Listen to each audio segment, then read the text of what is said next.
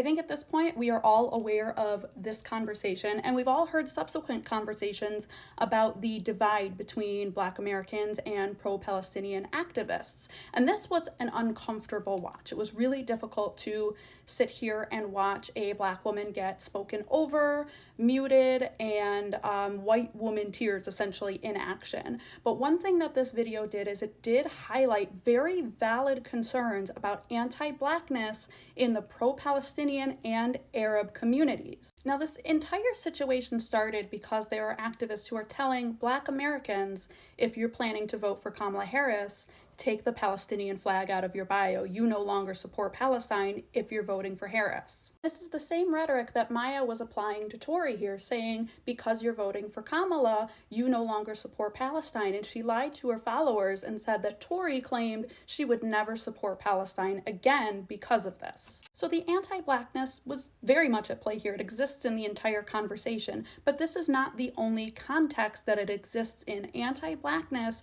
has been a pervasive issue in the pro-Palestinian movement, specifically as it pertains to this election and votes for Kamala Harris. Now, there have been a lot of insinuations that Black Americans voting for Kamala are putting in a vote for their comfort. They're voting for genocide. And we need to look at the bigger picture and realize that there is a lot more nuance to this conversation than we're allowing in. We should not be so obtuse that we don't recognize that our choices are between a third party who won't win, Donald Trump, who will harm everybody, and Kamala Harris, who is at least a safe option for people domestically. We shouldn't be policing the vote of Black Americans when this choice directly impacts their safety and their lives. Now, don't get me wrong, Kamala is an imperfect candidate, but we can still criticize and hold her accountable while still understanding that she is the better option for everyone. Collectively pressuring and collectively asserting support for Kamala